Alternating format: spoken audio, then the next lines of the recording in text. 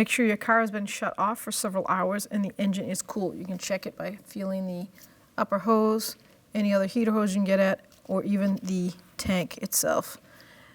Counterclockwise, take the cap off, and you'll recognize it. That's a symbol of a radiator and coolant. And then to install, just reverse procedure. So now you're going to take the cap, let it settle flush, and then turn it clockwise. Don't force it. It could be cross-threading if you're forcing it. So that went on really smooth. Bottom it out.